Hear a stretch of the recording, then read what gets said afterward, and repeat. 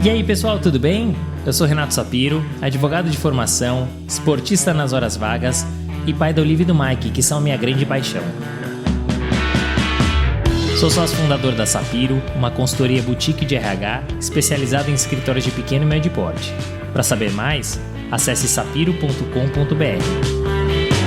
E esse é o Direito de Resposta, um raio-x do mercado jurídico. Sejam muito bem-vindos. Esse é um podcast leve e informal, onde falaremos com os principais personagens desse meio sobre carreiras, tendências e curiosidades. E esse é um podcast quinzenal, então já sabe, temos um encontro marcado segunda sim, segunda não.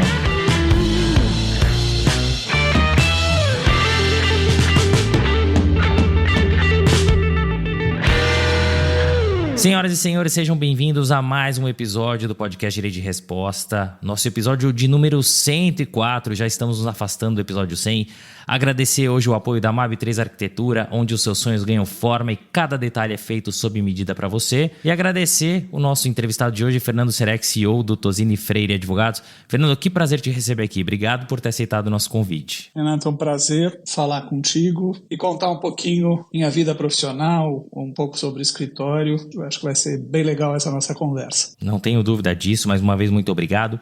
Fernando, aqui no Direito de Resposta, a gente começa sempre com uma pergunta clássica sobre o planejamento de carreira. E a sua carreira é absolutamente sólida, já são mais de 32 anos na mesma estrutura, onde você é CEO, Tosini Freire Advogados. E que você hoje administra, né? Como eu comentei, você é o CEO do escritório. Essa trajetória ela foi planejada? Caso contrário, quais eram seus outros objetivos? Você sabe que eu estava lendo um dia desses uma pesquisa sobre plano A, plano B, plano C das pessoas. E muita gente fala sobre essa coisa do plano A, né? Puta, eu segui o meu plano A e fui e cheguei aonde eu estava imaginando. Para começar, eu não queria ser advogado. Então, definitivamente, estar aqui não foi o meu plano A. Não fiz estágio quando me formei. Então, eu já trabalhava, eu comecei a trabalhar super cedo, eu queria ter a minha grana, então com 15 anos eu comecei a trabalhar. Aí fiz faculdade, durante a faculdade eu tinha esse trabalho que não era na área de direito, e me formei, aí eu falei, não vou continuar no meu trabalho, agora quero ser advogado. E eu estou realmente há 32 anos no escritório, pela idade eu digo, infelizmente, eu tenho experiência antes desses 32 anos. Então eu trabalhei muito rapidamente com um tio, depois trabalhei num banco, trabalhei num outro escritório de advocacia, aí fui trabalhar numa empresa de tecnologia do Grupo Itaú e depois vim para o escritório. Quando eu trabalhei nesse outro escritório, que era Araújo e Policastro, eu gostei muito do trabalho do escritório, me envolvia em diversos assuntos, eu era meio que o júnior de todas as áreas, então não tinha rotina, eu começava com tributário, ia para o contencioso, via coisas de societário, foi uma super escola para mim. Eu estava fazendo mestrado, meu mestrado na época era sobre um tema de tecnologia, ainda se discutia como é que seria a proteção do programa de computador, dos softwares. Hoje é um assunto super antigo, mas a minha dissertação de mestrado foi sobre isso. E aí eu recebi um convite para ir para essa empresa de tecnologia. Provavelmente poucos dos seus seguidores aqui vão lembrar que o Brasil teve uma reserva de mercado em tecnologia. Então, todo mundo que queria comprar tecnologia no Brasil ou submetia a taxas de importação absurdas, mas para comprar coisas pessoais, as empresas tinham comprado de empresas nacionais que tinham essa permissão, elas produziam os equipamentos aqui. Obviamente que 90% dos componentes eram todos importados. Foi uma bela experiência. Eu trabalhava na área de contratos nessa empresa do Itaú, chamava Itautec Componentes. Aí eu quis vir para o escritório. Na época, eu sempre gostei muito de contencioso civil. E na época o que tinha aqui era uma vaga no tributário, que eu já tinha feito, conhecia alguma coisa, especialmente de contencioso tributário, então entrei no tributário. O escritório estava crescendo muito e eu tive a oportunidade de virar sócio muito rápido. E aí também, aquelas coisas da vida, sorte a gente precisa ter também. O escritório estava sem um sócio na área de contencioso, eu conversando com o Freire, ele me disse, tá bom, eu vou te fazer sócio, mas você vai ser sócio das duas áreas, tanto do tributário quanto do contencioso. Eu fiquei como sócio do tributário e do contencioso por um bom tempo, até que eu consegui me desvencilhar do tributário, o contencioso começou a crescer bastante, eu comecei a fazer arbitragem também, e assim foi. E, obviamente, acompanhando, acabei sendo, desde novo, membro eleito do comitê executivo do escritório. Naturalmente que um escritório de fundadores tinha uma forma de funcionar e tudo mais, o comitê discutia as coisas, as decisões eram bastante debatidas, mas no final das contas prevalecia a vontade dos fundadores. E graças a Deus, porque eles conduziram muito bem as coisas até a gente chegar à sucessão. Quando a gente discutiu a sucessão, num primeiro momento foi formado um comitê de gestão, 2 sócias e eu, e a gente dividiu um pouco responsabilidades. Eu fiquei com administração financeira e a parte de tecnologia, uma outra sócia ficou mais ligada à área de marketing, uma outra sócia ficou mais ligada à área de recursos humanos. O escritório sempre teve profissionais específicos nessas áreas, não são advogados, né? Então a gente tem uma diretora de RH, um diretor de finanças, um diretor de tecnologia e também uma diretoria de marketing. Então essas pessoas cuidam do dia a dia e tem um comitê executivo que toca as atividades principais do escritório, toma as decisões principais e, obviamente, a gente também tem uma assembleia de sócios que tem poder acima do comitê executivo. Mas foi assim que eu fui eleito. Eu sei que é meio jocoso, mas as pessoas têm essa coisa de CEO, né?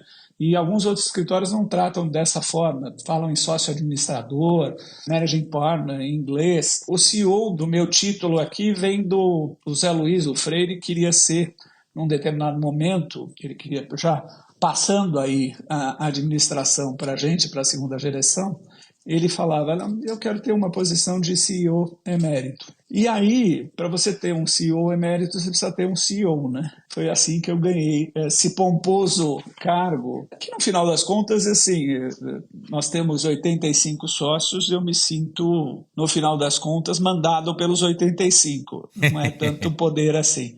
Mas as coisas foram acontecendo, definitivamente não foi o meu plano A. Trabalhei muito, batalhei muito, acho que as pessoas confiaram e confiam em mim, são muitos anos de casa, muitos anos de sociedade, mas no final das contas a vida vai te levando também por uns caminhos que você mesmo não espera. Né? Que bacana, e olha só, tudo começou lá atrás quando você nem imaginava ou nem queria ser advogado. Porque às vezes você quer ser advogado e trilha caminho diferente ou caminhos diferentes do que você imaginava. Você nem pensava em ser advogado. E você não só se tornou advogado, como se tornou o administrador ou CEO de um dos maiores escritórios da América Latina e um escritório que é referência. Então, muito interessante conhecer essa tua história. Você já trouxe aí um popurrí. São 32 anos de Tosini. Começou lá atrás, júnior, pleno, sênior e se tornou sócio, ou seja, você colecionou sucessivas promoções. O que você acha que fez com que você fosse promovido sucessivamente? Como veio o convite para a sociedade? E a pergunta que eu adoro fazer, o que mudou no dia seguinte? Você acordou sócio, o que mudou? Primeiro, assim,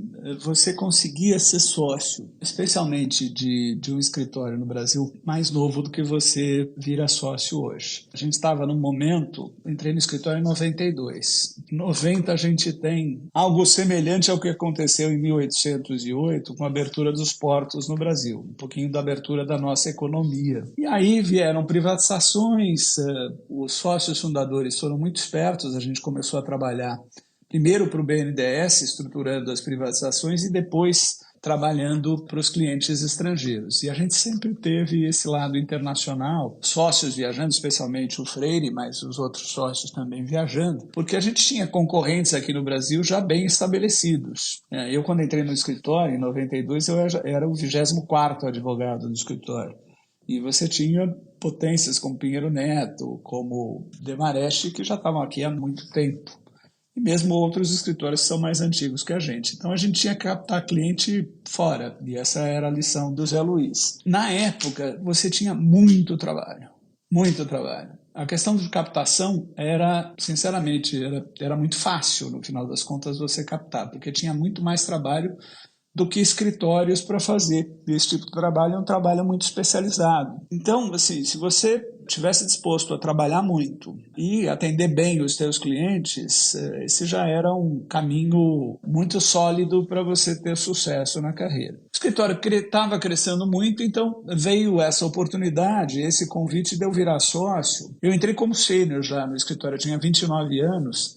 Tem uma história engraçada que minha mulher, ela nunca desistiu de mim, mas ela tinha o sonho de que ela queria ser mulher de juiz. E eu dizia para ela, tira o cavalo da chuva, você quer casar comigo, mas eu não serei juiz jamais, não vou fazer um concurso, não é a minha praia. Linda carreira, maravilhosa, mas não vou fazer isso. E quando eu vim para o escritório, a bênção definitiva foi quando ela descobriu que o escritório tinha assistência médica. Ela deixou eu vir para o escritório.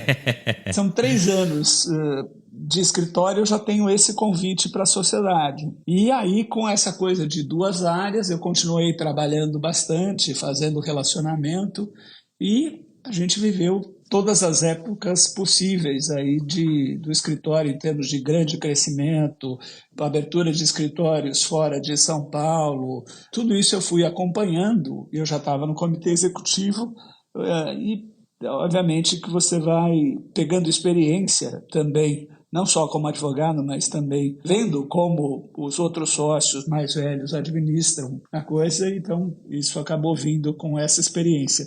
Mas a sociedade foi num momento em que eu tive a sorte de aproveitar esse crescimento e trabalhar muito. E é interessante ver, né? Porque você entrou um pouco mais velho no escritório, né? Já numa posição sênior. Em pouco tempo, assumiu uma sociedade e de 2 áreas que são distintas, né? É difícil você ver isso hoje, né?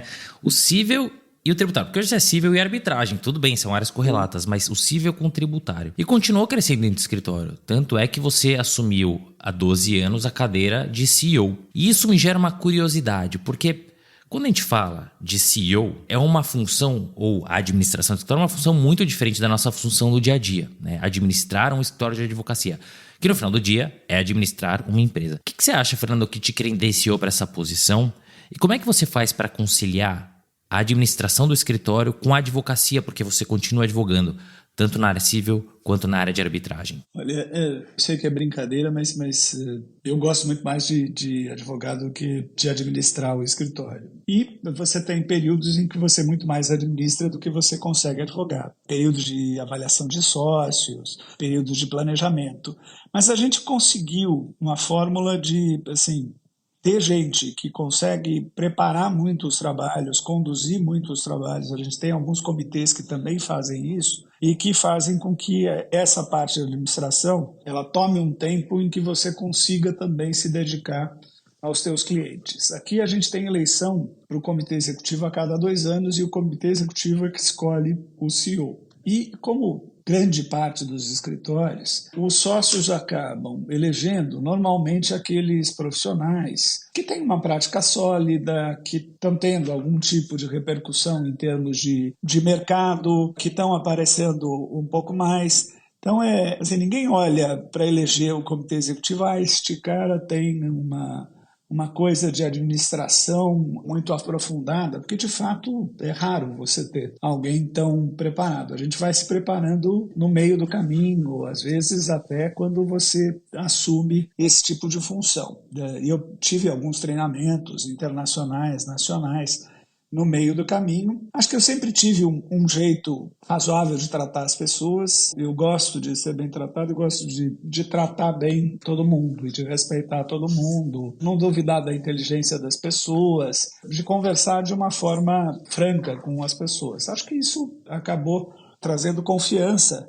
Acho que eu tenho um bom relacionamento também fora do escritório, com os meus pares em outros escritórios. Isso facilita muito a minha vida. É mais fácil tocar as coisas quando você mantém um bom relacionamento.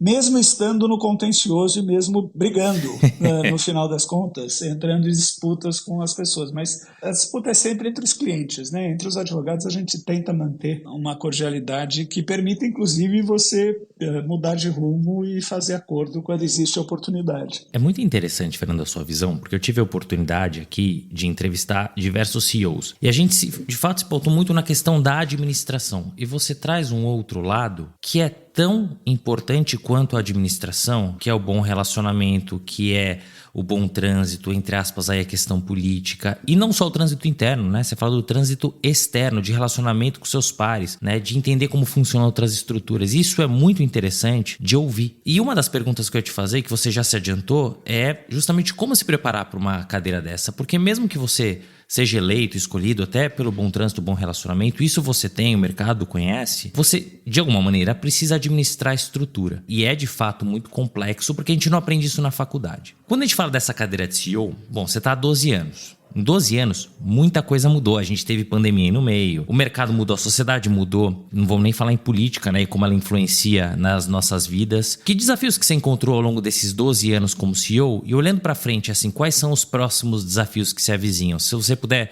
trazer algumas histórias e bastidores desse período, vai ser muito legal. Vou começar por um aspecto pessoal. Eu sou, acho que, uma pessoa eu gosto, não sou só ultra expansivo, mas eu gosto de relacionamento, gosto de conversar com as pessoas. Acho que tenho a minha dose de política, mas quando você administra, uma das primeiras coisas, e que talvez tenha sido um aprendizado que teve que acontecer rápido, foi dizer não. Você precisa dizer não para muita coisa. E você precisa dizer não justificando, mostrando o porquê. E aí você deixa gente insatisfeita, eventualmente você vai perder sócio, eventualmente você vai perder advogado, mas você tem que ter como meta, no final das contas, atender o que os teus outros sócios estão esperando, atender os interesses do escritório, perceber esses interesses do escritório e pesar tudo isso. Para muita coisa você tem curso, você tem aprendizado. Eu fui fazer curso na época, os sócios fundadores já tinham feito treinamento em Harvard, ligado a empresas de prestação de serviço, olhar um pouquinho mais para as questões financeiras. Eu sempre gostei de tecnologia, então é uma coisa que eu sempre acompanhei, e a gente sempre teve diretores de tecnologia muito pertos e que acompanham a coisa, eu também acompanho. Você precisa estar interessado em todos esses temas e assim, saber que, pelo menos aqui, além da carga de sócio, advogado, clientes e tudo mais, você tem que ter uma carga extra na administração do escritório. E se preparar para esse tipo de coisa. A gente divide muito as decisões, mas todo mundo tem que conhecer, no final das contas, um pouco de tudo isso. Acho que, em termos de desafios, a gente tem um país difícil, com uma economia que não é, de forma alguma, estável. Aquele sonho que foi o final do século passado acabou deixando de existir logo de cara em 2001, depois crise em 2007. Aqui no Brasil, crises nos governos da Dilma, com muita oportunidade de trabalho também. A gente criou um monte de área, começou a fazer área penal, compliance virou um sucesso absoluto, antitrust virou um sucesso absoluto. A gente criou um monte de produto e de áreas no meio do caminho, e isso nos deu a solidez que a gente tem até hoje. Pandemia foi assim um susto para todo mundo, porque ninguém estava preparado. Você fazia plano de contingência e fazia teste assim com 50 pessoas fora do escritório. Quando a gente fechou o escritório em 16 de março de 2020, no dia seguinte a gente tinha que ter 700 pessoas operando no remoto, sem teste.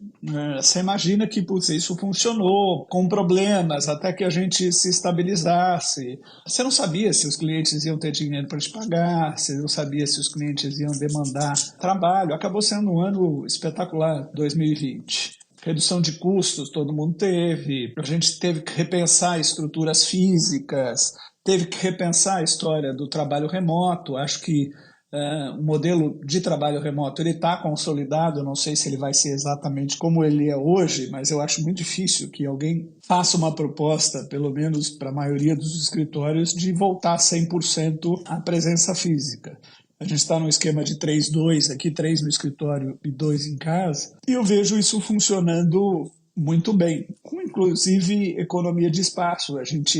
A pandemia também nos fez aprender a usar sistemas que a gente demoraria muito mais para usar. Agora veio, depois disso, em 2022, aumento de custo, veio essa coisa maluca da economia e da política brasileira.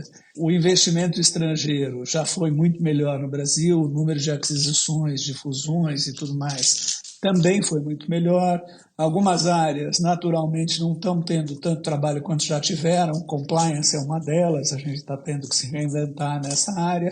Então, tem muito desafio em função da própria situação da economia do Brasil. A gente saiu lá em 2009, 2010 para ser um dos principais países dos BRICS aí, em termos de investimento. Hoje você sai para conversar com os estrangeiros, naturalmente você vê mais oportunidades em México, porque está do lado dos Estados Unidos, em Índia. Então, isso também é uma fonte de preocupação para a gente em termos de capital estrangeiro. E inteligência artificial, que é uma oportunidade e também um desafio. Nós vamos ter um escritório desse tamanho, com 500, 600 advogados. Tecnologia e inteligência artificial vai assumir o trabalho de todos os advogados, de quantos advogados. Os clientes querem usar a tecnologia, mas não querem que a sua informação esteja nos sistemas, ainda é um desafio. As questões éticas envolvidas com inteligência artificial, esses são desafios tremendos. E do ponto de vista de cuidado com as pessoas, e a pandemia também trouxe maior preocupação, não é um tema que só a pandemia trouxe, mas ela escancarou a história da saúde mental das pessoas e burnout, questão da satisfação e equilíbrio de vida profissional, vida pessoal. Todos esses são desafios que, assim, não é só desafio de administradores de escritório de advocacia, é desafio de administradores de qualquer empresa. Coloco menos a questão do ponto de vista geracional, acho que essa história de geracional é meio, não acredito tanto assim que as gerações. Óbvio que elas pensam diferente, óbvio que os meus filhos têm uma análise de propósito das coisas muito diferente da minha, mas eu acho que a complexidade do mundo é que gera esses desafios que são super interessantes, não são só coisas, não são só cascas de banana, são oportunidades também. E é importante ter a tua visão, porque o Brasil é o eterno país do futuro, né? A gente faz tudo para dar errado e ainda assim não dá tão errado, né? Mas a gente tinha tanta coisa para fazer dar certo. Poderia ter sido um país totalmente diferente sem entrar em questões políticas. Mas é isso, além da pandemia, você tem questão política, você tem questão econômica, você tem sociedade mudando, você tem conflitos geracionais. É muita coisa acontecendo para você gerenciar dentro de um ambiente de escritório de advocacia ou de qualquer outra empresa. Ainda mais sendo o administrador, né? Então eu imagino os desafios que você enfrentou. Você conhece a MAB3 Arquitetura? Fundada há 10 anos por Renata, Marcela e Mariana, a MAB3 transforma espaços e realiza sonhos com maestria. A MAB3 entende profundamente as necessidades e desejos dos clientes, transformando-os em projetos surpreendentes e personalizados. Com um talento excepcional para criar layouts inovadores e excelência na marcenaria, cada detalhe é pensado para oferecer soluções estéticas e funcionais, maximizando cada centímetro do espaço. O escritório é mestre na arte de misturar materiais, trabalhando sempre os elementos naturais como madeira, pedra, mármore, fibras e outros, criando uma harmonia perfeita entre o rústico e o sofisticado. Os projetos da MAB3 não são apenas bonitos, são atemporais, projetados para te encantar hoje e sempre. Agora, imagina você entrando em sua casa ou escritório e sentir que cada detalhe reflete o seu estilo e personalidade. A MAB3 Arquitetura está pronta para transformar o seu espaço. Visite agora o Instagram @MAB3Arquitetura, acesse os seus projetos maravilhosos e os depoimentos dos clientes encantados e veja como a MAB3 pode realizar o projeto dos seus sonhos. MAB3 Arquitetura, onde os seus sonhos ganham forma e cada detalhe é feito sob medida para você. Antes de entrar num ponto polêmico que você já trouxe, eu ia deixar para o final que é a inteligência artificial. Qual que é o futuro assim, do escritório, né? Que desafios que se avizinham? Olha, eu acho que a gente ainda vai ter. Eu espero que a economia se estabilize, as coisas comecem a melhorar do ponto de vista de investimentos estrangeiros, de transações, e com isso a gente tenha ainda oportunidade de crescimento. A gente nunca parou de crescer, mas eu acho que tem essa questão da inteligência artificial, ela vai te criar oportunidades de produtividade que você tem que explorar bem, explorar com cuidado. Mencionei essa questão dos clientes, mesmo os clientes de tecnologia, a gente tem muito cliente de tecnologia, hoje eles são bastante restritivos a gente usar a inteligência artificial nos trabalhos deles. É natural, a gente já vem usando inteligência artificial há alguns anos. É que ela agora expandiu de uma forma e você tem oportunidades de utilizá-la muito maiores. Então, acho que o desafio é não perder essa possibilidade de continuar crescendo, porque a gente precisa gerar oportunidade para gerações futuras, para os advogados futuros. A gente está sempre contratando estagiários que viram advogados e que têm o sonho de uma hora ocupar uma cadeira de sócio no escritório. E eu acho que é um pouco da nossa missão criar esse tipo de oportunidade no final das contas. Então tem um balanço entre essa questão de uso de tecnologia e manter a relevância do trabalho humano para o cliente. O trabalho do advogado tem muita coisa, obviamente, que pode ser automatizada, pode ser feita via sistema, mas ele envolve muito contato pessoal, trato, conversa. Então, assim, sempre vai ter espaço para o nosso trabalho. Não, e é muito legal você trazer esse exemplo. Um dos CEOs que eu entrevistei é o Tito Amaral do Machado Meire. Eu fiz essa pergunta de inteligência artificial para ele e ele falou, olha, a inteligência artificial, e eu trago sempre esse exemplo aqui, não vai levar o cliente para almoçar. Que é um pouco do que você falou do trato humano. E você, Fernando, além de ser CEO de um dos principais e maiores escritórios da América Latina, então você tem uma visão bem holística. Você também é sócio da área contenciosa e arbitragem, um contencioso até tido como de volume, que é um lugar onde a inteligência artificial tende a impactar mais. Na sua visão, como a inteligência artificial, claro que já está impactando, mas vai impactar muito mais porque é exponencial, como que essa inteligência artificial vai impactar os escritórios de advocacia e especificamente essa área de contencioso? Olha, primeiro só fazendo uma qualificação. A gente hoje tem muito menos trabalho de volume para clientes do que trabalhos que no final das contas são especializados. Aquilo que a gente no passado fazia em termos de volume, que era trabalhar para banco em demandas repetitivas e tudo mais, acabou sendo um produto que a gente, de uma certa forma, não explora muito, não explora quase mais nada. A gente acabou indo para nichos, tecnologia, a gente tem muitos clientes em tecnologia e a gente tem um volume grande de carteiras médias desses clientes. Esses clientes usam tecnologia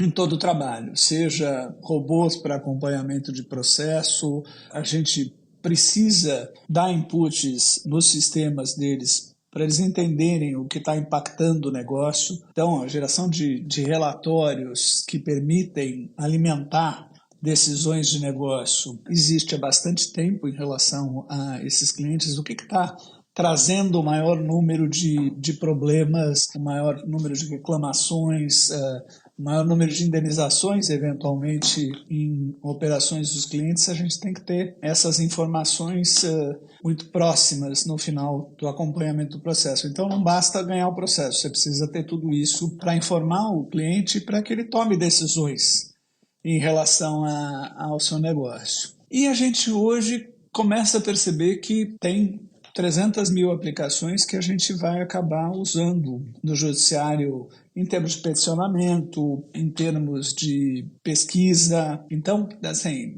a gente não para de utilizar a tecnologia, de imaginar o que essa tecnologia pode absorver em termos do nosso trabalho e de usar a tecnologia do próprio cliente, no final das contas, porque a gente atua para clientes Meta, TikTok, Google, os próprios clientes, de uma certa forma, acabam nos colocando na frente dessas tecnologias. E é legal você trazer essa visão, Fernando, de utilizar a inteligência artificial a seu favor. Porque a gente vê que tem aí uma discussão de ou você vai se unir à inteligência artificial, que é o caminho que você está trazendo, que eu acho que é o caminho correto, ou você vai brigar com ela. E aí, você vai perder, não tem jeito, né? A inteligência artificial está aí.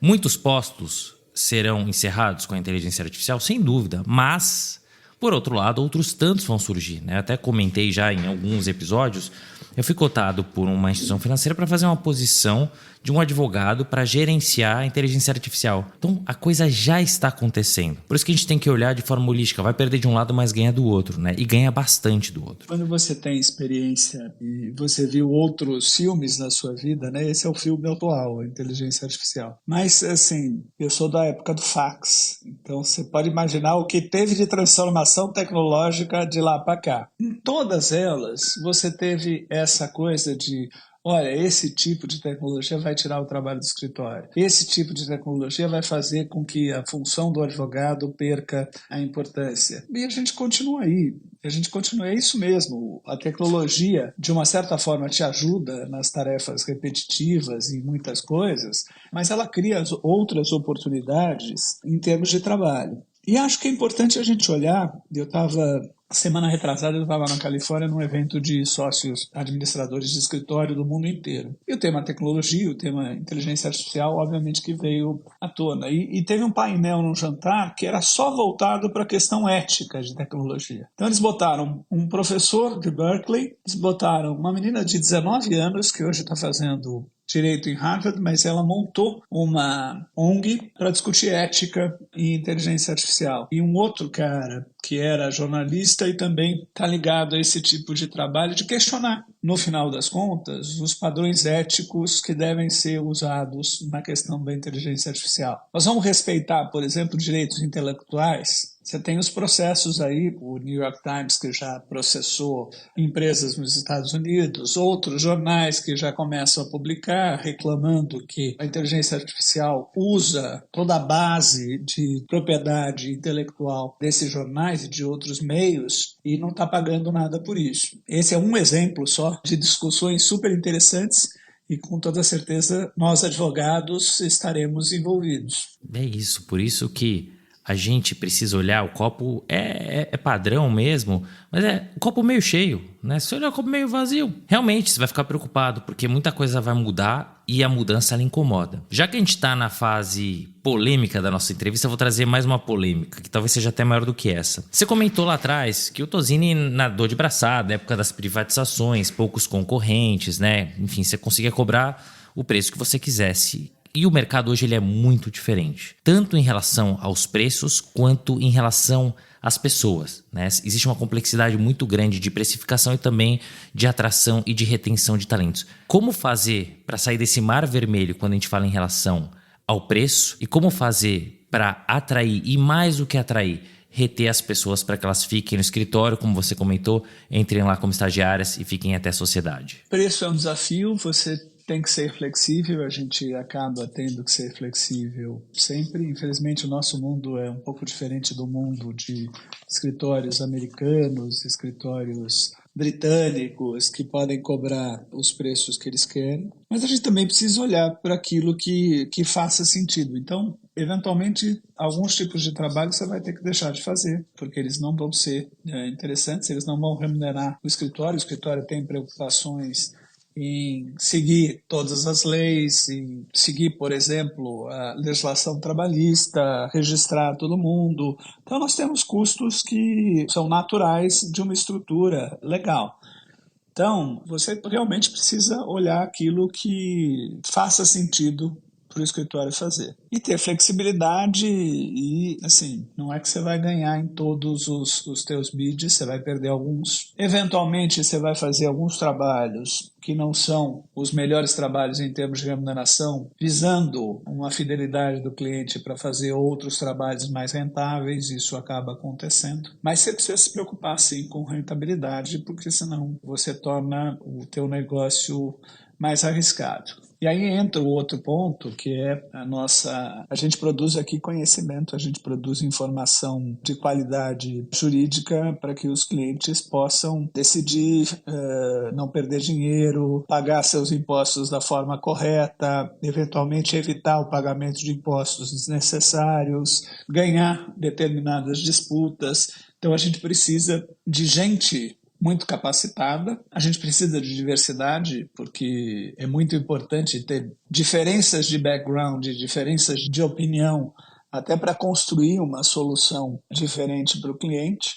Quando o pessoal de RH vem, olha, salário não é tudo, eu concordo, salário não é tudo. Mas salário também é importante. Então a gente precisa oferecer para os nossos advogados uma remuneração condizente, uma remuneração que estimule as pessoas. Mas também você precisa pensar em todas as outras coisas. Você precisa pensar num ambiente de trabalho saudável, você precisa pensar num ambiente de trabalho respeitoso, você precisa se posicionar em relação a determinadas matérias. A questão política deixa isso na política direita-esquerda, Bolsonaro-Lula, isso deixa o mundo mais complexo, mas de vez em quando o escritório tem que se posicionar em relação a determinados temas. Não se o escritório é Bolsonaro ou se o escritório é Lula, isso não faz o menor sentido, mas, por exemplo, quando a gente fala de valores do escritório, quando a gente fala de respeito às pessoas, respeito às mulheres, respeito à orientação sexual, a gente tem determinados valores e a gente vai defender esses valores e a gente vai se posicionar, inclusive politicamente, pelas mídias sociais, por outros canais,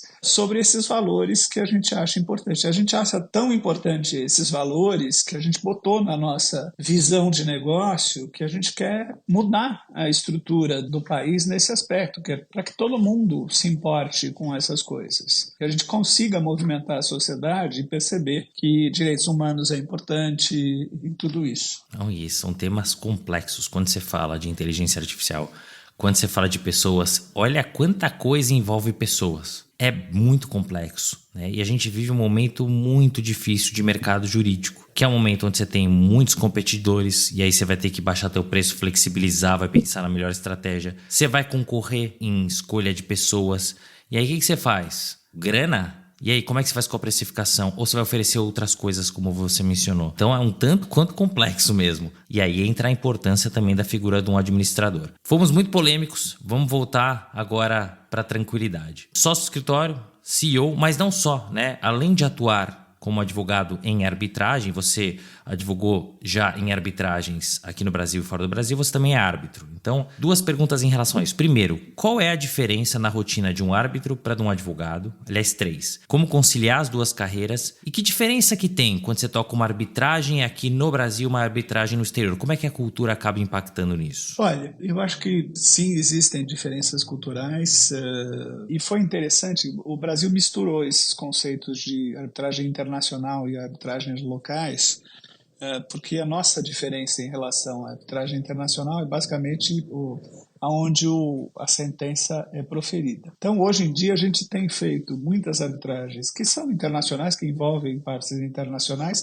que às vezes são feitas em inglês, mas que tudo acontece aqui no Brasil. Na ICC, ou na AmCham, ou na CCBC, ou outras câmaras de arbitragem, a gente acaba tendo arbitragens em outras línguas, especialmente em inglês. No começo, a gente tinha muito mais casos em que a gente saía, e aí eu tive audiências nos Estados Unidos, na Europa, na Ásia. Acho que essa coisa foi legal e outros profissionais de outros escritórios também tiveram essa experiência, têm essa experiência. A gente vai se alimentando desses processos, aprendendo como eles fazem, eles se preparam muito, tanto nas manifestações escritas quanto nas audiências, oitivas de testemunha e tudo mais, e a gente foi captando essas coisas dos outros sistemas e acho que a gente já demonstrou que a gente consegue concorrer e fazer um trabalho tão qualificado, tão bom quanto qualquer outro escritório de advocacia no mundo em determinadas disputas, em disputas complexas. Então, acho que essa preparação nós aqui no escritório temos e eu vejo outros profissionais ultra qualificados para atuar para clientes nacionais ou para clientes estrangeiros em arbitragens complexas. A vida como árbitro é uma vida completamente diferente da vida de advogado. Como advogado você pode ter emoção, você faz teatro, você é agressivo, e tem que ser em determinadas situações. E como árbitro você tem a confiança das partes e você tem que agir de uma forma absolutamente imparcial e analisar as questões do ponto de vista técnico, legal, sem emoção. É um aprendizado também. No começo, mesmo em casos de mediação em que você vai atuar, os papéis são muito diferentes e você vai aprendendo. Às vezes você se frustra um pouquinho com uma experiência, mas aí você percebe algum ganho diferente que você vai ter nessa atuação. Hoje em dia eu gosto dos casos em que me envolvo como árbitro. Num escritório de advocacia desse tamanho, é natural que eu tenha muitos conflitos. Então, eu acabo tendo, até tenho um bom número de casos como árbitro, mas muito menos do que eu teria se eu tivesse um escritório que não me desse tanto conflito. E tenho prazer nessa atividade. É legal, né? Porque você está falando de uma mesma área e são atuações completamente diferentes. E até tem uma pergunta que é o seguinte: como é que você faz para virar a chavinha? Porque num dia você é advogado, tá cuidando de uma arbitragem. No dia seguinte você tem que se tornar árbitro. Como é que você faz? Porque são skills muito distintas.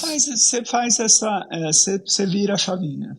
Você vira a chavinha, porque você precisa manter a tua imparcialidade, você precisa ter a liberdade de fazer perguntas em audiência que não necessariamente indicam um caminho que você vai seguir na tua decisão final. Você precisa ser absolutamente imparcial e hoje a questão de revelação é fundamental. Então, a gente está num momento em que os árbitros têm que se preocupar em revelar qualquer coisa mesmo, que possa causar algum tipo de dúvida ou desconforto dos advogados, das partes envolvidas em arbitragem. Então essa é uma preocupação que eu vejo o mercado tendo e eu tenho de estar acompanhando situações potenciais de conflito, relacionamentos e tudo mais, para que as partes que confiaram a mim uma decisão específica possam ter o conforto que eu estou atuando de uma forma absolutamente imparcial. Que é a preocupação que uma parte do nosso judiciário deveria ter e não tem. Mas aí, Fernando, é polêmica demais, deixa para um outro bate-papo. Você conhece a Sapiro? Nós somos uma empresa focada no mercado jurídico, especialmente em escritórios de advocacia de pequeno e médio porte, e que tem 2 pilares, recrutamento e consultoria. Acabando este episódio, acesse sapiro.com.br e saiba como podemos te ajudar. Quase 33 anos de Tozini. É muito tempo, é uma vida, né, Fernando? Eu imagino que ao longo desse período você deva ter recebido inúmeras propostas para sair. Por que você decidiu ficar e como é que você faz para se manter motivado depois de tanto tempo? Eu nem tive tantas assim, tive algumas, mas não tive tantas assim. Porque você, no final das contas, também acaba ficando identificado com o escritório.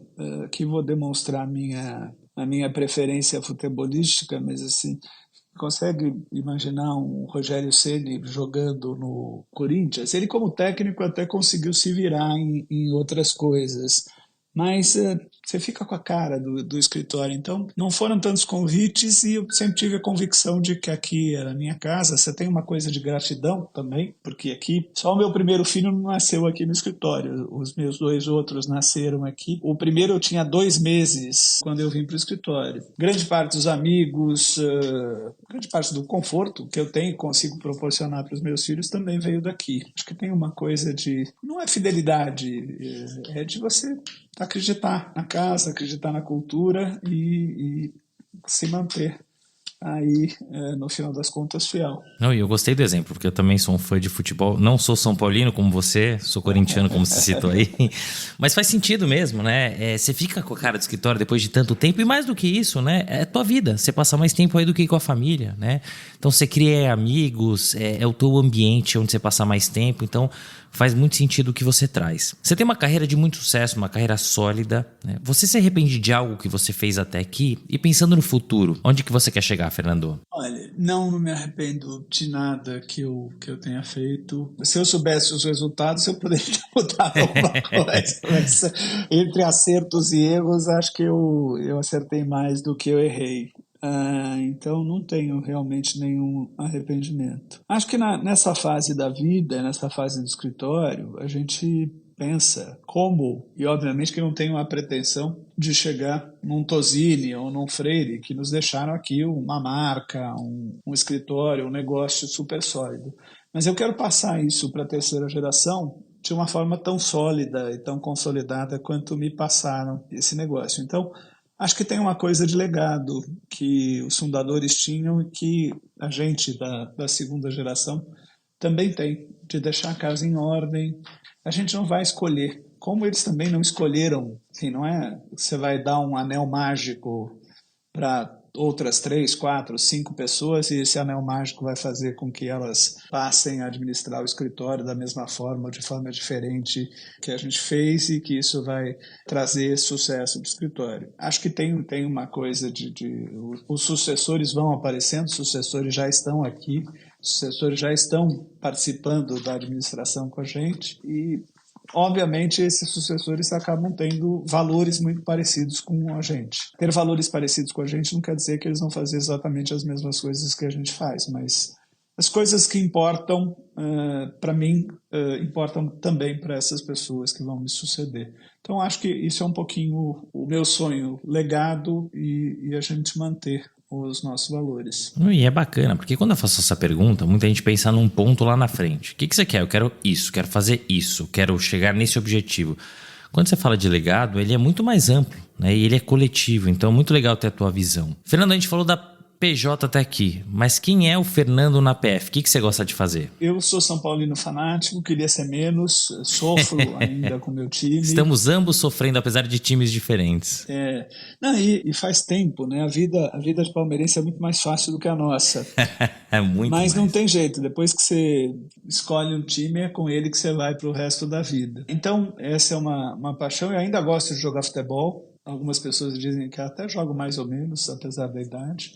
Gosto muito de cozinhar, então virou um hobby. Não fiz grandes cursos, também li bastante e acabo tentando repetir receitas de coisas que comi em restaurantes. Então esse é um outro hábito. Sou um cara super família. Meus finais de semana ou são em São Paulo ou numa casa fora de São Paulo, com filhos que estão ficando não, já só tenho filho adulto, 31, 32 na verdade, 29 e 22, e que estão saindo, fazendo curso fora do Brasil, então estão mais distantes, 2 cachorros e gosto muito de ler, gosto muito de filme, sou um cara relativamente tranquilo do ponto de vista de vida pessoal, né? Não sou chegado em grandes aventuras, não sou apaixonado por carros, nada disso. Para mim, assim, as coisas são meio utilitárias,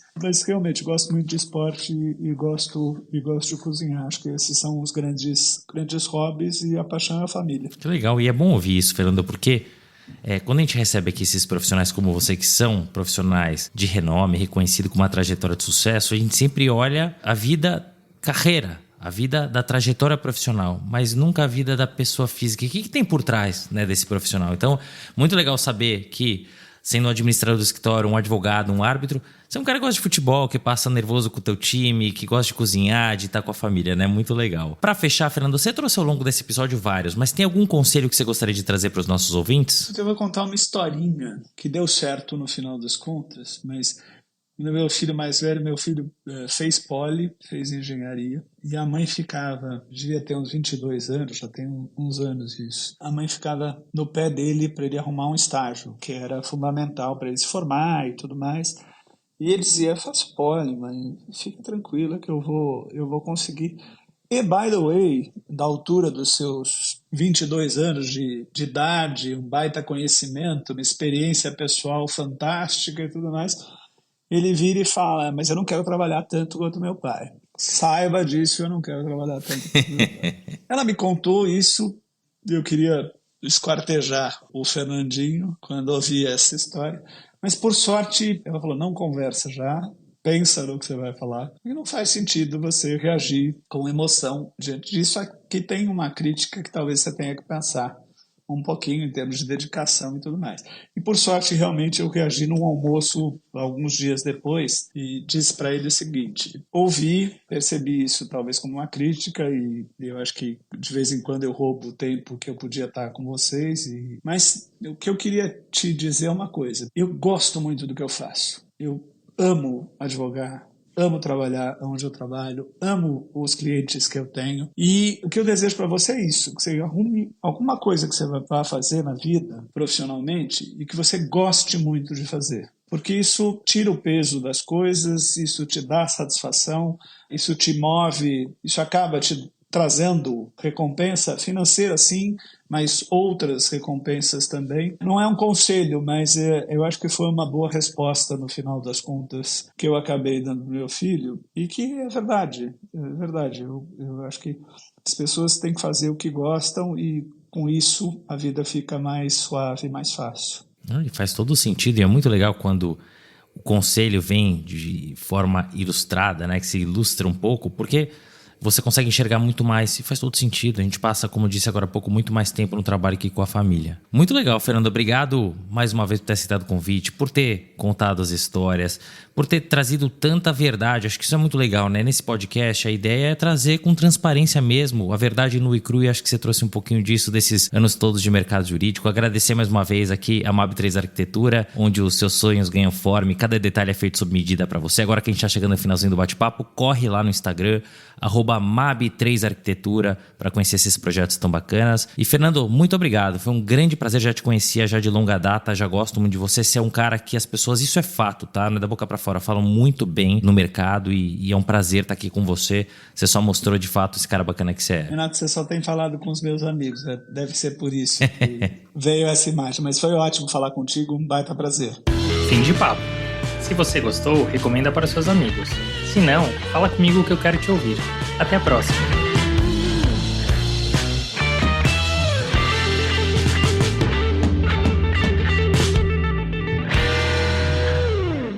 Este podcast foi editado por Felipe Mux.